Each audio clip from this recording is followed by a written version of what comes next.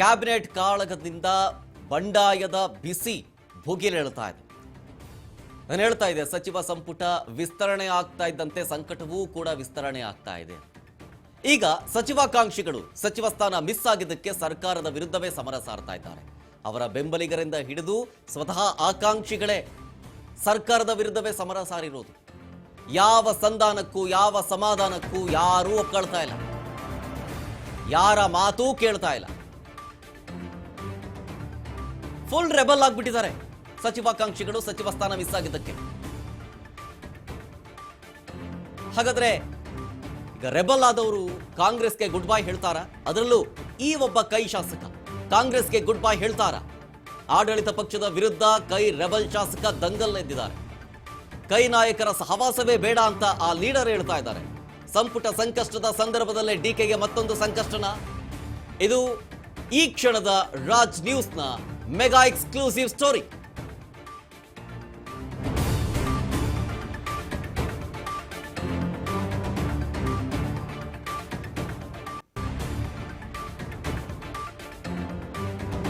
ದಿನದಿಂದ ದಿನಕ್ಕೆ ಅಸಮಾಧಾನಿತರ ಸಂಖ್ಯೆ ಹೆಚ್ಚಾಗ್ತಾ ಇದೆ.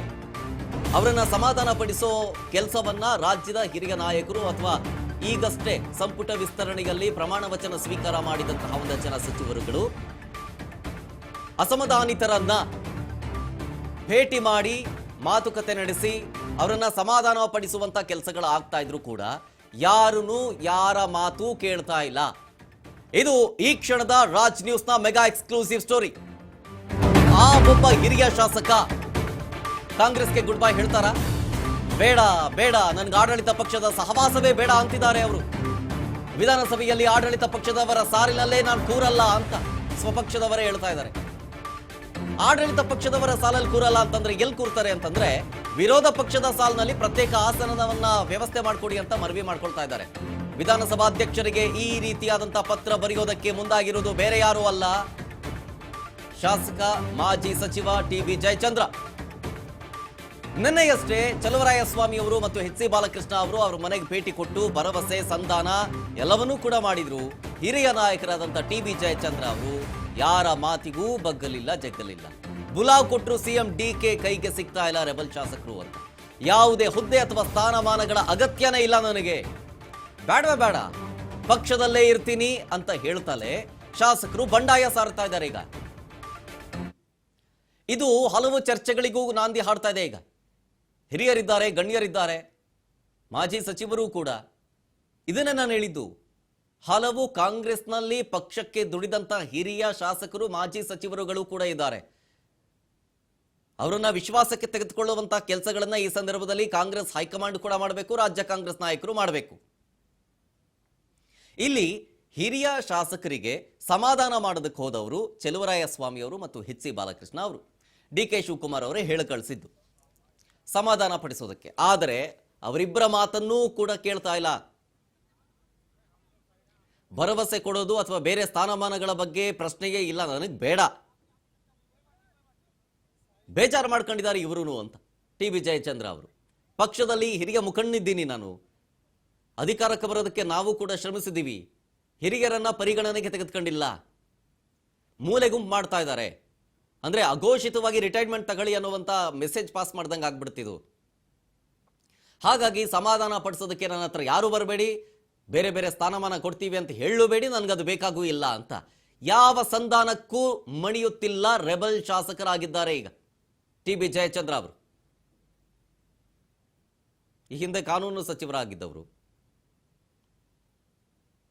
ಬೇರೆ ಬೇರೆ ಖಾತೆಯಲ್ಲೂ ಕೆಲಸ ಮಾಡಿದ್ದಾರೆ, ಇಲಾಖೆಯಲ್ಲೂ ಕೆಲಸ ಮಾಡಿದ್ದಾರೆ, ಜವಾಬ್ದಾರಿಗಳನ್ನು ವಹಿಸಿದ್ದಾರೆ, ಪಕ್ಷ ಸಂಘಟನೆಯಲ್ಲಿ ಮುಂಚೂಣಿಯಲ್ಲಿದ್ದಂಥವರು, ಹಿರಿಯರಿದ್ದಾರೆ ಜೊತೆಗೆ. ಸೊ ಹಿರಿಯರಿಗೆ ಕೊಟ್ಟು ಹೊಸಬರಿಗೆ ಮಣೆ ಹಾಕುವ ವಿಚಾರ ಏನು ಗುಲ್ಲೆ ಬಿತ್ತೋ ಈ ಹಿಂದೆ, ಅದರಂತೆಯೇ ಪಕ್ಷದಲ್ಲಿ ಇರುವಂತಹ ಹಲವು ಹಿರಿಯರಿಗೂ ಕೊಟ್ಟಿದ್ದಾರೆ. ಅದರಲ್ಲಿ ಟಿ.ಬಿ. ಜಯಚಂದ್ರ ಅವರು ಕೂಡ ಒಬ್ಬರು. ಅಸಮಾಧಾನವನ್ನ ನೇರಾನೇರವಾಗಿ ಓಪನ್ ಆಗಿ ಹೊರಹಾಕ್ತಾ ಇದ್ದಾರೆ.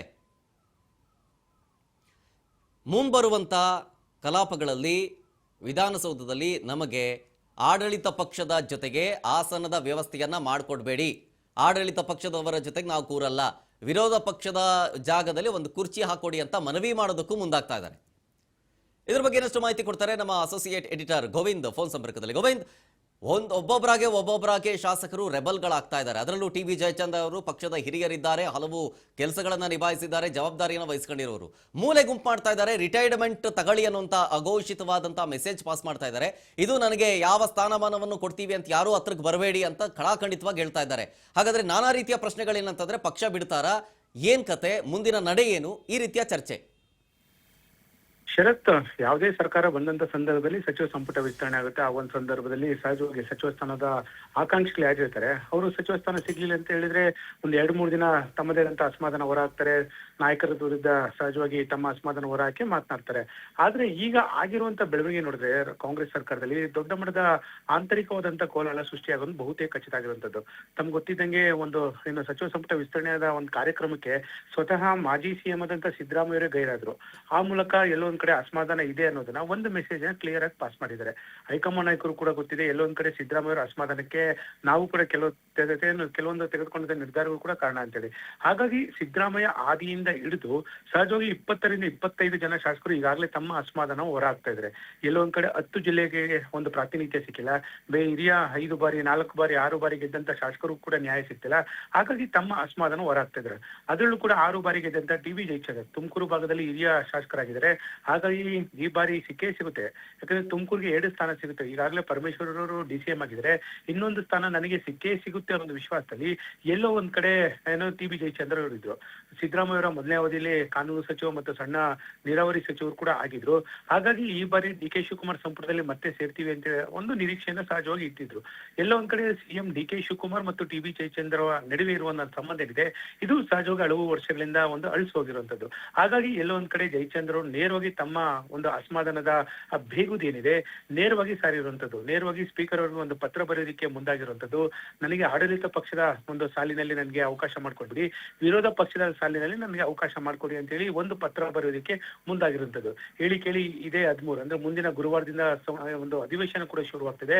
ಹಾಗಾಗಿ ಒಂದ್ ವೇಳೆ ಈ ರೀತಿ ಒಂದು ಪತ್ರ ಬರೆದಿದ್ದೇ ಆದಲ್ಲಿ ಸಹಜವಾಗಿ ಕಾಂಗ್ರೆಸ್ ಸರ್ಕಾರದಲ್ಲಿ ಎಲ್ಲವೂ ಸರಿ ಇಲ್ಲ ಅನ್ನೋದು ಮತ್ತೊಮ್ಮೆ ಒಂದು ಸಾಕ್ಷಿಯಾಗುವಂತ ಕಾರಣ ಅಂತೂ ಸಿಗುವಂತ ಸಾಧ್ಯತೆ ಇದೆ. ಈಗ ಸದ್ಯದ ಮಟ್ಟಿಗೆ ನೇರವಾಗಿ ಏನು ಸಿಎಂ ಡಿ.ಕೆ. ಶಿವಕುಮಾರ್ ವಿರುದ್ಧ ಟಿ.ಬಿ. ಜಯಚಂದ್ರ ಅವರು ಸಮರ ಸಾರಿದ್ದಾರೆ.